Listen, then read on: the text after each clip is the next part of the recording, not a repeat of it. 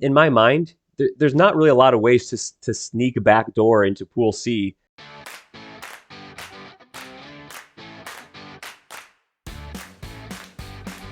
Welcome back to another week on the D3 Datacast.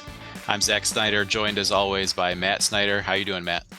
Doing very well. It was another exciting week of Division III basketball. I feel like I had a chance to catch my breath after the flurry of the first week, really catching my stride now in this Division III watching habit of mine. So really excited to keep going, rolling into Thanksgiving ahead. So we're fully in D3 season now, and I love it. And speaking of flurries, we've both had the opportunity to do a little snow shoveling, so it definitely feels like Division III basketball season. Not quite what they've had to deal with in Buffalo, but a little bit of the white stuff on the ground. So as always, we like to start kind of with a review of the previous week. And for me, and probably for a lot of Division III basketball fans, the week got started with the season premiere of the 20th season of Hoopsville. I got a chance to tune in as it was airing live. I know Dave's going to be doing more recorded stuff here before we get into kind of January, it sounds like. But this first episode on Monday was live. I got a chance to tune in, enjoyed it. And we also wanted to point out Dave McHugh is trying to put together a little fundraiser for the show to help cover some expenses. And like he did last spring, there's a T-shirt sale going on. We both took part in that last spring, so definitely want to encourage all Division III basketball fans to consider buying a T-shirt. Help support Dave, help support Hoopsville. I don't know that our show exists had there not been a show like Hoopsville. Now in its 20th season, it's amazing. Dave's dedication to Hoopsville is incomprehensible. He does a great job, and it's a D3 Hoops institution. I don't know what more you could say. Mm-hmm. Yeah, big congratulations to Dave on the 20th season milestone. I can remember sitting back in my dorm room at Calvin. Zach, you were probably there listening in on Real Player and QuickTime or whatever we had to do back then, using AIM in the days before social media to contact the show, ask questions about did we think Calvin was getting in or were they going to host? So back in the day, there was Hoopsville. Dave is the OG of Division III multimedia presentations. And yeah, like you said, there wouldn't be as much Division III engagement on our part. I know that has been a big draw for Division III for us, is that community engagement, and Hoopsville has been first and foremost in that over the years for 20 seasons now. Absolutely. So that was a great start to the week. Of course, our episode dropped that morning as well. Moving into Tuesday, I didn't get a chance, just with some other stuff going on, to watch any games. There was a couple of games I was doing a little bit of scoreboard watching for. One was Williams. They didn't get any games in during the first week, so their season opener was actually Tuesday, part of week 2, which they got the win. They were the highest ranked team to not play in that opening week, so that was a little bit of a game of interest there. And then Wash U at Webster turned into a really good game with Wash U pulling out. I believe it was a 1-point win, but very close game. Webster had some leads there late, but Wash U does pull it out.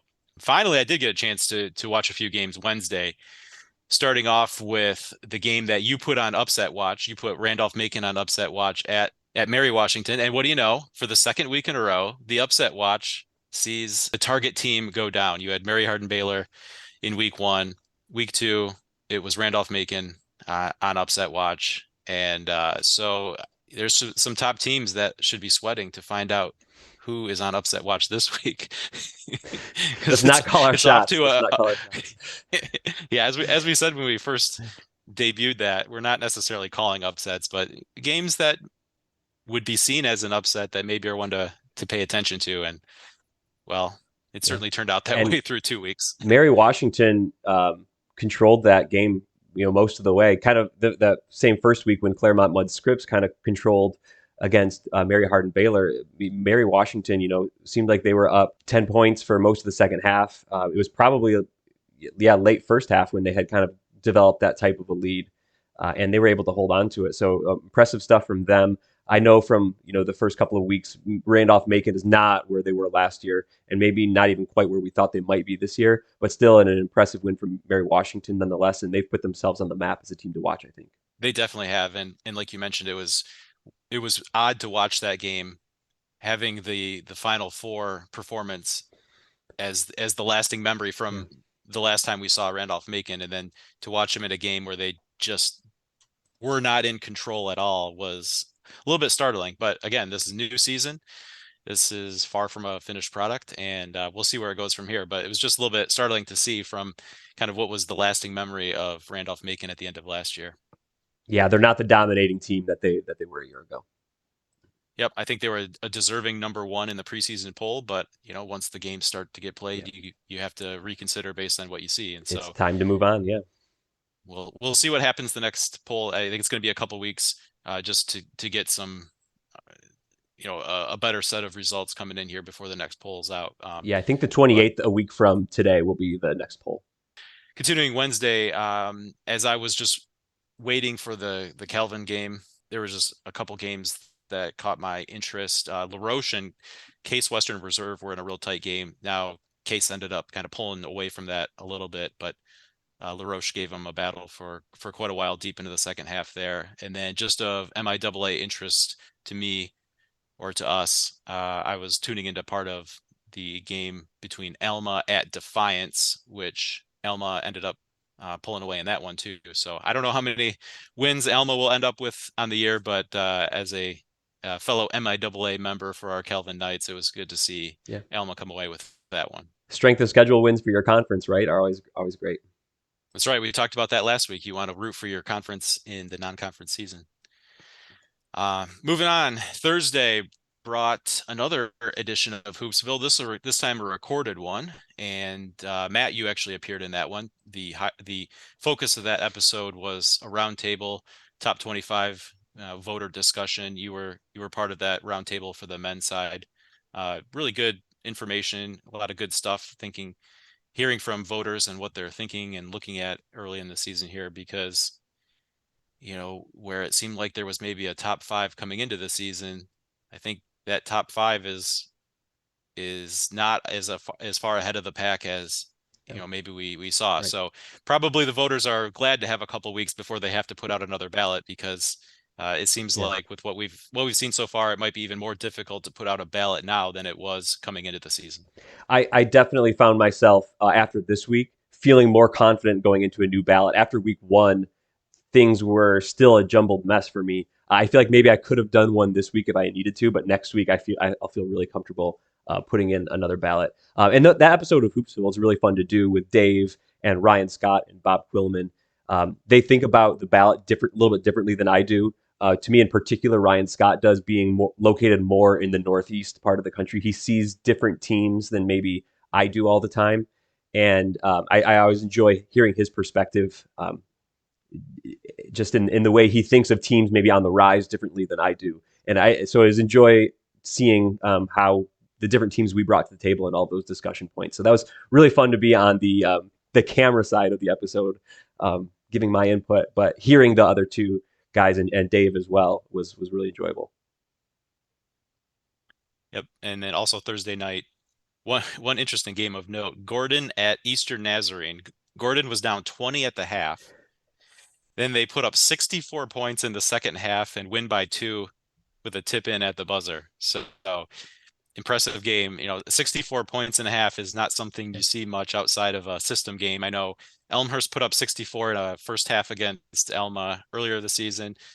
Gordon does it in the second half to roar back from 20 down at the half, Yeah. and not only roar back, but to actually win the game in the process. Yeah, you figure you're done at that point, but impressive comeback win for sure.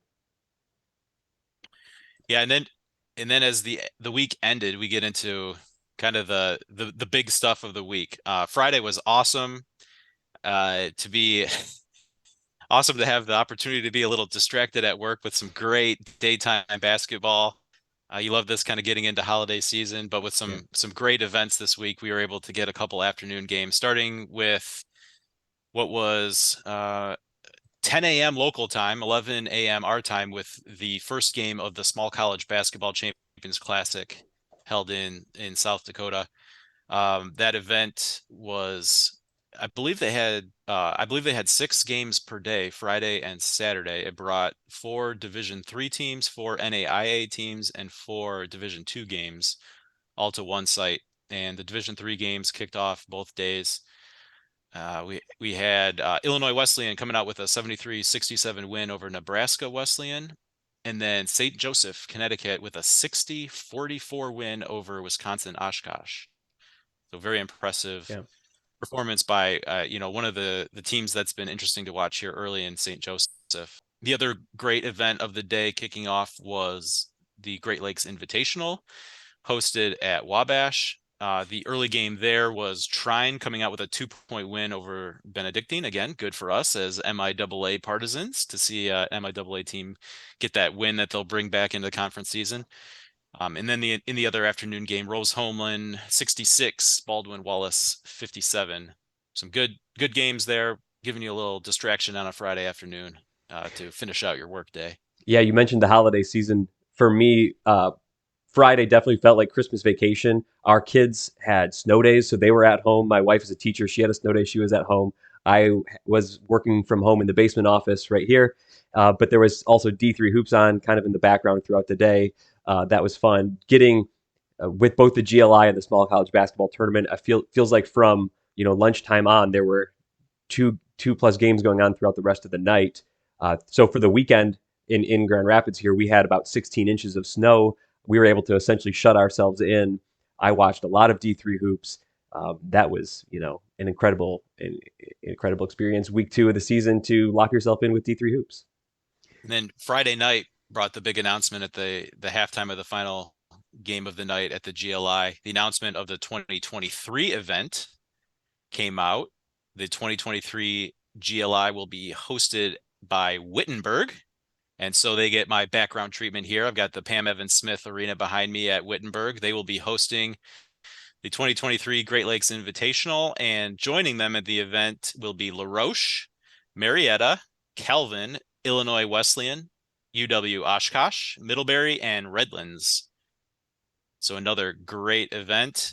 And with that big announcement, Matt, I think we can make our big announcement. May not be quite, of the same magnitude, but we are planning on being there in person, making the trip down to Ohio to knock off the GLI from our D3 Hoops bucket list. That was one of the items when we did the bucket list episode that we definitely knew to include, wanted to include, but could not yet have checked off. So looking forward to doing that next year. This has really become one of the premier events on the Division III basketball schedule. It's another great looking field next year, and I'm already really looking forward to being there, and it's a year away. Yeah, and I'm also looking forward just to being at the gym there at Wittenberg. Wittenberg, one of the preeminent historical Division III programs. I know they've hosted several NCAA tournaments, maybe Final Fours at Wittenberg. But just being in that venue and around all of those programs, I think will be fun. So definitely looking forward to attend that event and being there with you and with the Division III fan base. And then wrapping up the week for my Division III viewing was Saturday, getting back into it on the early side with a small college basketball Champions Classic. UW-Oshkosh got a win over Nebraska Wesleyan, 63-57. St. Joseph, Connecticut gets the overtime win over Illinois Wesleyan, 73-64. And it's at this point we probably should mention the kind of week that St. Joseph had. Last week we mentioned probably no one had a better first week than UW-La Crosse, and that probably applies to St. Joseph for week 2. Their week, just to encapsulate it all here, they started with a home win over Babson, and then got a pair of neutral court wins at that small college basketball Champions Classic over UW-Oshkosh and Illinois Wesleyan. So impressive set of wins, and really important for them heading into GNAC play. Yeah. GNAC is the conference where they've had some teams in the past that have really high winning percentages, but they have a real SOS problem. So it's been great to see the kind of schedule that St. Joseph has played, and they have a couple tough non-conference games coming up. They still have matchups with Tufts and WPI in particular. Of course, you never know when someone could stumble, but Tufts and WPI still on the schedule. But outside of that, with what they've done so far, I think it's worth entertaining the thought that they could run the table all the way to the tournament. Yeah, I don't think they will be tested that regularly in conference. Maybe someone like Albertus Magnus could jump out and surprise them if they weren't particularly prepared. But St. Joseph, like you said, they had as good of a week as anyone. I think they won the week in Division Three as far as their results. They're right in the mix for one of the top 1, 2, 3, 4 spots in the country. When I put my ballot there, I'm going to be thinking about them right away at number one. I don't know if they'll hit that slot, but they're going to be right in the mix. They've been that quality. Um, the results have been that quality. I think when we put our November top 50 games to watch, we had them on like 5 times maybe. They've already, I think, played 4 of those games. They've won them all. Like you said, this week beating Babson by 21, Oshkosh by 16, Illinois Wesleyan by 9 in overtime. It's 3 wins as good as anyone has had, in the country this year and this week. All those teams could be regionally ranked. Even Yeshiva, who they played in week 1, could maybe be in the mix in Region 3 when all is said and done, as far as in the regional ranking somewhere. So I think that they've found already to this point the type of results that could get them into the tournament. They're just going to need to finish out strong. But I don't really see them having any problem with the Pool A out of that conference, so I don't think they'll need it. But they're putting together the type of resume that's going to allow them to be highly seeded in the tournament and, hosting rights depending on facilities and everything. But I think St. Joseph has been so impressive to me. The most impressive thing has been their defense. I was looking at just the efficiency ratings after their run today. They're the number 1 defense in the country. I actually looked back at last year, something I didn't fully realize. They were the number 1 defense last year. So this isn't entirely surprising. Last year, they were an 82 in adjusted defensive efficiency. Through, I believe, 4 games this year, they have yet to allow an opponent in a single game to have an offensive efficiency against them of above 88. That's even that number would put them in the top part of the country. But on average this year, opponents have only scored 0.79 points per possession, so a 79 offensive efficiency rating against St. Joseph. That is massive, and the teams that they've played will all have above average offenses when it's all said and done. So incredibly impressive stuff. I've been running efficiency ratings numbers for, I don't know, something like 6, 7 years now. I wouldn't be surprised if this is the best defense that I have in all of that history when all is said and done this year. I think St. Joseph is phenomenal on the defensive end. Offensively, they're fine too. They're good too. But it's just that defense has been suffocating, and opponents haven't really figured it out yet. Yeah, they're not a flashy team. If you watch them, and there's not a lot that really jumps out at you. They're just solid. They've got that defense like you mentioned. And one of the things I've noticed after the fact, after watching some of their games, just kind of going through box scores, they really don't turn the ball over much. And with that defense, they're forcing turnovers. So I actually went to look it up on the NCAA stats just because I figured they had to be in the nation's leaders in terms of turnovers. And sure enough, in terms of average turnover margin, they rank 4th nationally at plus 9.5.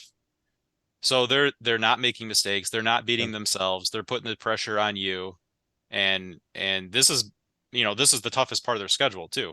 Once they get into conference play, it actually lightens up significantly. So it's really impressive what they're doing. You mentioned D3hoops.com columnist and top 25 voter Ryan Scott earlier when you were talking about the roundtable that you were part of on Hoopsville, and he had tweeted after, I think it was after their 3rd win of the week, just that if you're basing a top 25 vote just on what teams have done so far this year, so you're not worried about any sort of expectations or anything, you're just looking at this year's results, St. Joseph and UW-La Crosse have to be 1, 2 in some order. Yeah, St. Joseph, like you said, they don't beat themselves. Veteran squad. I think those players with experience, they don't panic. It doesn't matter if the other team's on a run, if it's a tight game, it's a close and late situation. They just execute, and when the buzzer sounds, they're ahead. A couple other notes that I have on teams. We mentioned the GLI. Maybe in my mind, second in that running of teams who won the week is probably Keene State. I think they came away from GLI as the most impressive weekend of those teams, as far as who they played and how they performed against them. They had that 9-point win against Maryville. Then they beat Marietta by 22 in a game that was never competitive. They just jumped all over Marietta and didn't let them back in into that game. They're 4-0 on the season. They look just about as good as anyone. They'll be in the top 25 for sure for me next season. They were in the receiving votes category coming in into the preseason poll. I think there may be a top 15, top 10 team. I'll have to look and see exactly where they fall, but Keene State's been very impressive for me. And maybe the flip side of that coin at GLI was Maryville, who I think had expectations coming into the season of we're going to schedule strong, we're going to prove to the whole country that we belong right in that mix. And not that they've been bad by any stretch, but they just haven't quite gotten those results against those top teams. They at GLI they were 0-2. They lost by 9 to Keene State. Not a bad result. And then they lost by 10 to host Wabash. Again, not a bad result, but you were looking for those regionally ranked wins, and Maryville didn't come away with them. So they start the year 2-3. They have a good win against Roanoke, but their other regionally competitive teams they've lost to. But I don't think that's too bad for them. Last year they were light on regionally ranked games played, and that really showed up in a lower strength of schedule. And when I think they ultimately didn't win their conference tournament, right? So they didn't get into the NCAA tournament. So this year they tried to schedule with the idea that, hey, we need to try to be Pool C competitive, try to get one of those at-large bids. And I don't really see there's a whole lot of downside to that, because if you don't get the results you want, if you lose the games, then you still have to go out and win your Pool A. If you don't schedule strong and you don't have those resume building wins, then you have to win your Pool A anyway. So in my mind, there's not really a lot of ways to sneak a back door into Pool C, into those at-large spaces. The committee is going to see your regionally ranked wins, your regionally ranked games played. What's your strength of schedule? Are you scheduling tough? And they're not going to put you in just because you have an 80, 90% winning percentage if you don't have the strength of schedule. So for teams like Maryville, I think it's a good test. It's a good measuring stick, see where you are. If you don't get the wins, you go through your conference slate and try to get the Pool A. Actually, their collegiate conference at the South this year. So now that I'm thinking about it, maybe there's no Pool A. But you got to build that resume then for Pool B and try to be one of the most competitive teams there. So you take care of business in your conference, and they're going to have, I think, a good enough winning percentage. And these kind of games will boost their strength of schedule to show, hey, you stub your toe once, twice, but it's against good teams. It's maybe regionally ranked games. You're going to have less of a problem at the end of things. So I like what they're doing with the schedule. I hope this doesn't deter them from trying to do things like this in the future. I know the results weren't quite there for them, but if anything, it shows you where you are on the national stage. And they have a little bit of work to do, but I think they'll be fine by the end of the year. Yeah, even if you don't get the wins, you're going to be a little bit more battle tested down the line than you would have been if you scheduled it an easier win. Mm-hmm. So, yep. And then we talked about a couple of teams who impressed us this week. One team that has not impressed me this year so far is one that I was voting for, and that's Wesleyan. This year they had one game, and they were absolutely clocked by Rowan, 80-55. So they're now 1-2 on the season. They have an overtime win in week 1 against Haverford, and then they lost to Swarthmore by 18, and then Rowan this week by 25. I knew they lost Sam Peak, who was fifth team All-America last year, and they lost a couple of other rotation players as well. I just thought that they might have more returning from that team that was so good for much of last year, but they have not been strong, and they'll be definitely falling out of my top 25. And I think they were in the overall top 25, and I think they'll be falling out of that as well. We will now segue seamlessly into our slideshow topics of the week, and we're going to start off with here, transitioning to a little bit of a review on what's going on with the efficiency ratings. And I kind of, for this week, picked a little bit of a stock up, stock down scenario.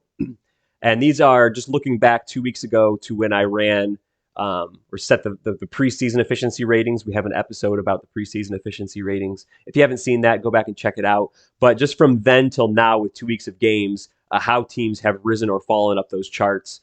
And right now, teams are maybe 40-50% of the way transitioning from those preseason expectations to in-season data. So we're still not fully in-season data. We're maybe half of the way there for some teams. But some teams that have looked pretty good. Elmhurst, they were a Final Four team last year coming into the preseason ratings. They were number 15. On Sunday's run, they were up to number 2. That's 13 spots up. They don't, from 15, they don't have that many slots to go all the way up. But Elmhurst has looked strong against what I'll call maybe mid-tier competition. So they've really excelled by putting up big numbers against maybe mid-tier competition. So we'll have to see what happens to them when they enter into CCIW play and in December play some non-conference games. I think they have Christopher Newport and Calvin in December, so two teams that could be maybe stronger than some of the teams they've played. So we'll have to see what's going on with Elmhurst. We've already talked about Keene State. Efficiency ratings had them 55 to start the year. They're already up to number 11. That's 44 spots going up. Impressive results from Keene State. Two other teams to maybe watch out that aren't really on the radar. SUNY Oneonta, 103 up to 29 so far, plus 74.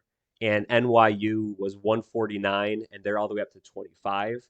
NYU in the UAA, SUNY Oneonta in the SUNYAC conference. Both of those teams have done this by putting up huge numbers against probably lower level competition. So being very, very good against weaker teams is a necessary but insufficient maybe measuring tool for considering yourself a top tier team. So I want to see what they're doing against better teams. NYU will definitely get that chance in the UAA. So we'll see if these types of results hold or if they'll start to slide maybe back down as they play better teams. And then one out of the OAC, maybe one that a lot of us could have predicted, John Carroll, who struggled last year, came in at 154 on the preseason ratings. They're up to 67 already. We talked in earlier episodes about their infusion of Division I and Division II transfers into that team, which has traditionally been a strong program. They're already up to 67. I expect them to come further up the charts as that preseason data continues to slide out and the in-season data slides in. They had this weekend an impressive win at Wheaton, I believe. Wheaton's another strong team. John Carroll looks pretty good. I would not be surprised to see them fully included in the next top 25 and to see them to continue to rise up the charts. Teams as far as stock down, maybe the inverse of Elmhurst here is Wisconsin Oshkosh. They were preseason 3 and they're down to 16 now, falling down 13 spots. I saw in person them lose to Calvin. They got beat pretty good by St. Joseph as well. We talked about that in the week that was. I think they're still going to be fine, but they have some stuff to figure out. I've been a little bit disappointed is maybe the wrong word, but surprised offensively. They seem to be struggling to find what they're struggling to find very much momentum offensively in large stretches of games from what I've seen. St. John's, Minnesota, preseason 12, they're down to 33, minus 21 spots. Yeshiva, we expected with how much they lost that they would be down. Preseason really liked them because of their last couple of years of good data. They were number 5. They're down to 38 right now. They're a team I would expect to continue to slide as that preseason data comes out, in-season data comes in. I think they'll be fine. I think they're going to grow a lot as the season goes on, but they're a young team. We've seen them lose a single-digit game to St. Joseph. They lost a single-digit game to Illinois Wesleyan, and then they lost by, I think, 12 to Farmingdale State this past weekend. So results like that at home, you'd like to see that be a little bit stronger. I think they'll ultimately be fine and competitive in the Skyline. They're going to want to win that Pool A, though. I don't know that their total winning percentage, resume, and everything's going to be quite there for Pool C. But they're going to, I think, continue to slide down the efficiency ratings this year. Talked about Wesleyan as kind of a disappointing team. Came in at 16. They're already down to 71, 55 spots.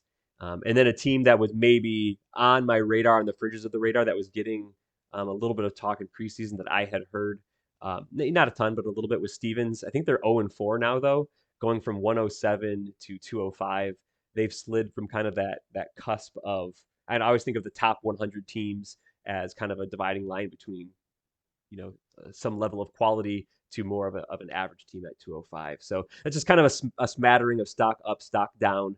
Kind of continue to bring some of these ideas up week to week, see which teams are on the rise, see which teams are slipping. But in the early season, that's kind of a glimpse. It's not the full picture, but it's just kind of a glimpse of what's going on. And you can check the links below. We should have a link to my efficiency ratings preview, my efficiency ratings page. I get a few questions on Twitter, just, hey, where do I get the information? It's just an Excel sheet that I've started to run over the last few years, and I post the data. So feel free to check that out. I find it interesting and hope you will too. Moving on, then we're going to look at a recap of last week's picks. These were the games from last week. Stockton was getting 4.5 at DeSales, and they ended up winning by 3 in overtime. So Stockton wins that one. Marietta was giving up 1 point to Wabash, and they ended up winning by 8 in overtime. The computer gave St. Joseph a 2.5 point advantage on that neutral site game to Illinois Wesleyan. A third overtime game from our slate, and they won that by 9. And then Babson Tufts. Babson was getting 3.5 at Tufts by the computer, and Tufts won that game by 9. And then finally in our D3 Datacast game of the week, that GLI matchup between Keene State and Maryville, the computer was giving Keene State 4 points, and they beat Maryville by 9. So yeah, all those kind of point spread margins are based on my computer efficiency ratings and what it would expect given the location of the game and the two teams, and that's what we're picking against. So last week, Zach, you went 2-3, and I went 5-0. So I had caught up to you and passed you a little bit. So you're 4-6 on the year, and I am 6-4. Yeah, a couple bad beats for me with two of those overtime games after 40 minutes. I'm on the right Yeah, side with the spread, but then you play the overtime period and they turn into losses. So right. I'm calling on shenanigans. Yeah, with three games in overtime, they obviously could have gone either way.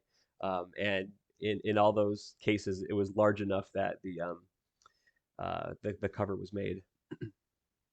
So we're going to go ahead to this week's picks. I'll read through the list, and then we'll go one by one. How does that sound, Zach?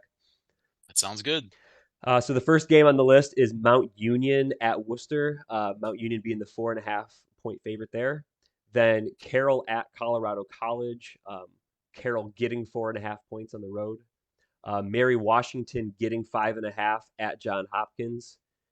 Amherst getting 4.5 at Yeshiva. And then our game of the week this week is Illinois Wesleyan plus 6.5 at UW-Oshkosh in the literal battle of the Titans. So Zach, looking up at Mount Union Wooster, what do you think of that line?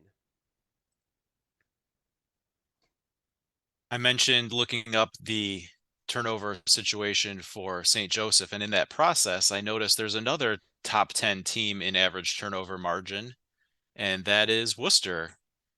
So with the 4.5 here, I like them to keep it close at home. I will take the Worcester side of things on the plus 4.5. All right. I am going to go the other way. I think Mount Union for me is one of the best teams in Division Three, so I'm going to bank on that. I think maybe Worcester is going to be better than they were a year ago, but I'm going to say 4.5 is not large enough in this game. Carroll and Colorado College. Not exactly sure what the situation at Carroll is. Last week started off with big news of the abrupt resignation of head coach Paul Combs. Colorado College is actually coming off a pretty decent weekend. They got a win at Chicago and then just a 2 point loss to Colby, also in Chicago. So with not really understanding what the coaching situation is going on at Carroll, and I'm liking Colorado College's results a little bit better so far. So I will go with Colorado College. Yeah, I'm going to go the same way as you on this one. I'm just a little bit unsure, again, also of what's going on at Carroll and what that program is necessarily doing. So I will stick with Colorado College. Mary Washington, Johns Hopkins. Yeah, I felt about this one similar to my explanation when we were doing last week's picks with the Stockton DeSales game. I liked Stockton as the better team, and they were getting 3.5, I believe it was in that one. Um, and that just felt like even if we were going to say the teams were even, that was a little bit much for what I was comfortable with a home court advantage. So I feel the same way here. I like Mary Washington coming off their win over Randolph-Macon, just a little bit better than Johns Hopkins. So even if we're calling it even, the 5.5 is too big for me. I'm going with Mary Washington. Yeah, I'm going to end up the same way on Mary Washington. You know, I like Johns Hopkins as a good team. I like that they're having home court in this game, but pretty impressed with what Mary Washington has done so far this year. So 5.5 just being a little bit of a bigger number than I want to pick. I would probably take Hopkins straight up, but I will take the 5 points, 5.5 points, and go with Mary Washington. And next up is that Amherst at Yeshiva matchup. Yeah, I felt like the Yeshiva loss to Farmingdale may have been a little bit of dose of reality. I like what Yeshiva's done so far, playing against the type of competition they've played, but I'm still a little worried about their dependency on the 3-point shot. I feel like there could be some high highs and some low lows. I don't feel great about what Amherst has done. I believe they've got a home loss to Lynchburg already on their resume. But I'll take Amherst in this one. I will also take Amherst on this one. 4.5 points is kind of what did it for me. Yeshiva could still win this game, and we could still win the pick at 4.5. But I agree. I think you know the Yeshiva team that we've seen is able to compete with some of the best teams in Division III at some level, but do they have enough to kind of have that consistent high level of play? Like you said, they had that maybe reality check loss at or not at home against Farmingdale State, and I thought that was going to be maybe a win for Yeshiva, and I was maybe a little disappointed to see them be less competitive than I wanted them to be. So that kind of scared me on this one and pushed me towards Amherst, especially since they're getting points at Yeshiva. And then finally, the game of the week, Titans on Titans, Illinois Wesleyan and Oshkosh. The Clash of the Titans. Yeah, so about every game that Oshkosh has played so far, save for the second half they put together to win by, I believe, 11 at Hope, has felt like an underperformance. I just don't feel like they're quite at a point where I can trust them. Now, Illinois Wesleyan is a young team. I went with them hoping for some quick growth. And of course, that was one of those games where after 40 minutes, I was in winning position, but it was a bigger margin after the overtime period last week. But I'll go with the Illinois Wesleyan Titans this time around. I am going to take UW-Oshkosh on this one. It's not surprising to me that they've taken some losses with as strong of a schedule as they've had this year. It's maybe been a little bit surprising how they've lost some of those games. Their defense has still been strong. Offensively, they seem to disappear at times and not really find ways to score the basketball. I think they're going to figure it out this year. I think they're going to be fine. 6.5 is a pretty big number for I think this type of a game. But I've also been a little bit unimpressed with Illinois Wesleyan at times. They also go through periods of time where, they're making silly mistakes. They're turning the ball over. Something I've not really used to seeing from Illinois Wesleyan the last few years. I think to me, UW-Oshkosh is more of a veteran team than Illinois Wesleyan is. So in a game like this, that's what I'm going to go with, especially at home. So I'm going to go more in line with what my preseason expectations were for both of these teams when I had Oshkosh in the top 3 and Illinois Wesleyan just outside the top 25. Now, I don't think Oshkosh is a top 3 team anymore from what their results have been so far this year. But I still think they're going to be the stronger team. And of the two teams, to me, they're still trying to figure things out. I think Oshkosh is going to figure it out first, and they need to because WIAC plays coming along. So I will take UW-Oshkosh. Don't feel great about it at the 6.5, but I'm still going to go with the home team here. All right, so that's it for picks, and that is going to bring us on to the upset watch. This week, I have Oswego State going up against Nazareth, and Oswego State is a team that has been in what were they the preseason top 25. They checked in at number 5. They've been a strong team to start the year. They look really good, but Nazareth has also looked pretty good in the preseason. They were, I believe, receiving some votes. Yeah, they received 4 poll points in the preseason poll. I will expect them maybe to get a few more, and I think this Oswego State game is an opportunity to maybe put themselves on the radar. The computer likes Oswego State by a possession, I think, maybe 2 possessions. I'd have to double check the numbers. So I think they'd still pick them straight up, but this could be another game that could be tight late, and when it could be tight late, then sometimes the underdog, especially this case Nazareth being at home, could take the upset. So a game to watch. for a highly ranked team would be Oswego State and Nazareth coming up this week on Tuesday. That could be an upset. And that will take us to the mailbag segment. So the first question comes from Dan. Dan's been a great viewer and commenter from the beginning, so thanks for that, Dan. His question comes from the opening week. Mailbag, the over and back call, last minute or so of Oshkosh at Calvin might be worthy of review. Video is poor due to old gym location, but it looked wrong. Admittedly, a Titan fan.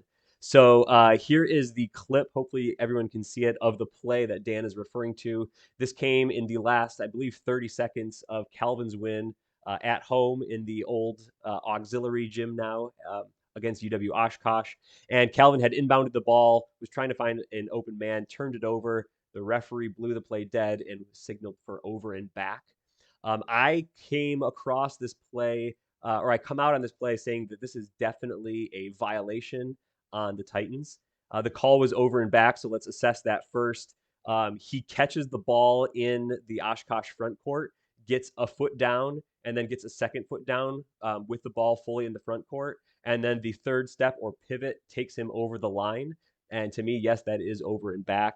The rule section that was clipped there kind of calls this out. A live ball is in the front court or back court of the team as follows. A ball that is in contact with the player or the playing court shall be in the back court when either the ball or the player is touching the back court. It shall be in the front court when neither the ball nor the player is touching the back court. It also gives a stipulation on a player being allowed to come down with 1 foot in the front court and then the second foot in the back court as being legal. That was not what happened in this play. Both the first 2 feet were in the front court and then the third foot was in the backcourt. So I think over and back is an okay call, although I believe the correct call would have been a travel since he comes down, catches the ball in the air. The first foot that lands should be the pivot foot. The second foot then comes down, and then the third foot pivots off of that second foot, which should be a travel. So either way, it was a violation on the Titans. Dan said he was admittedly a Titan fan. I'm admittedly a Calvin fan, so I'm coming on the point of violation. But I think in the end, that was sort of a correct call. Feel like we need to get our Dean Blandino or Mike Pereira. We're becoming we need an officiating expert. I know, at risk of the mailbag section just becoming a officiating clarification adjudication segment, which it doesn't need to be. Any question is valid, but it can be fun. It can be interesting.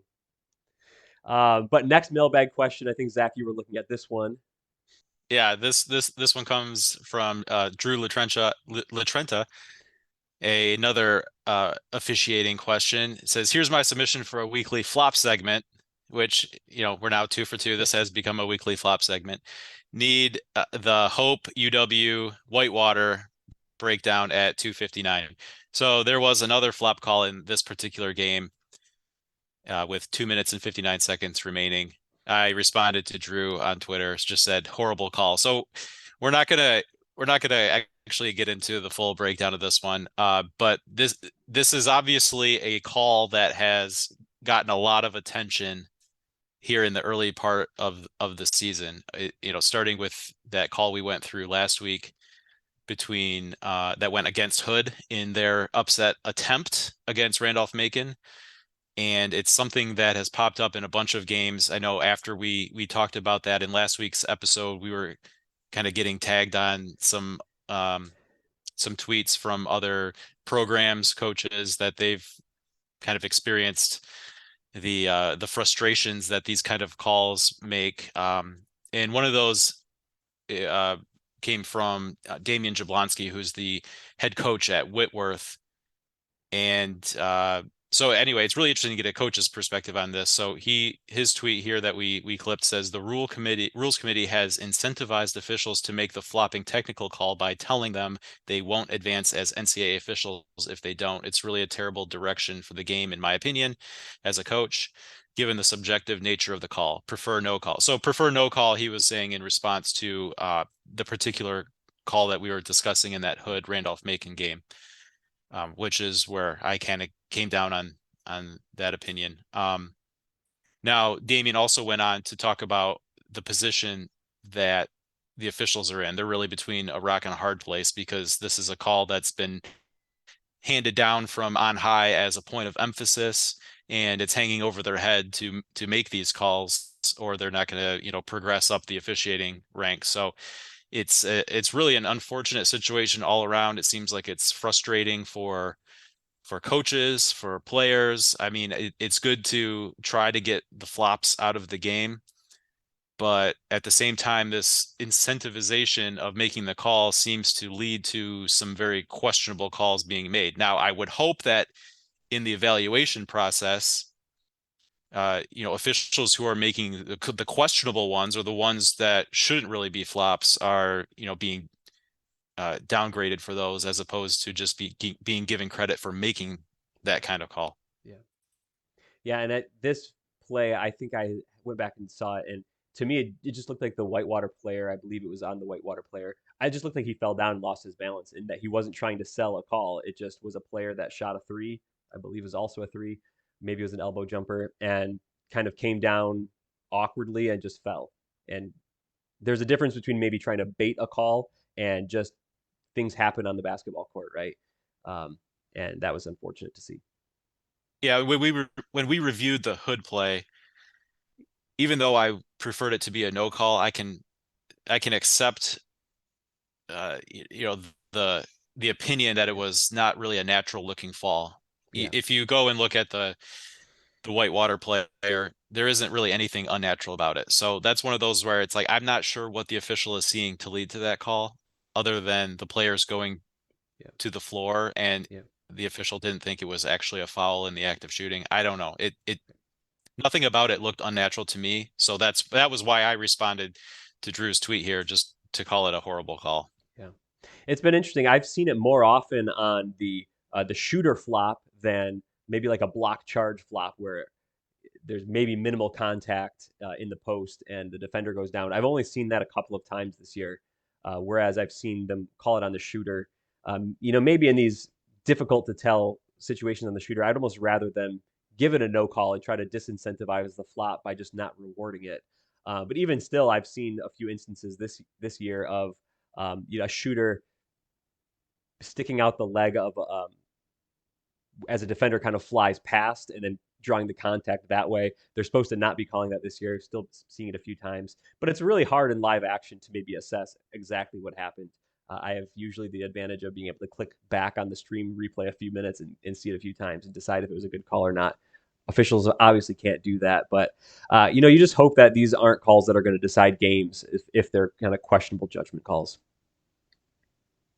And I recall there was another play over the weekend. I can't remember what game it was in, but I know that we were messaging back and forth about it because, and I don't know all the intricacies of how it's supposed to be officiated, but there's a game. I think we both had it on at the same time. It Or might have I been was Illinois watching. Wesleyan St. Joseph. Was it that one? Yeah, but I don't remember the particulars of the play, but I saw the official kind of give Yeah, the raising of the arms motion, like, get up, it's not a foul. Which so you used to see as kind of yeah, like a flop warning or something like that. But now he made that yeah, motion and then kind of waited a beat, like he realized, oh wait, I'm yeah. supposed to call that a technical foul, and then blew the whistle and went through the whole thing. So just a very odd situation all around. It seems like officials maybe don't even know exactly how they should be handling it in every situation.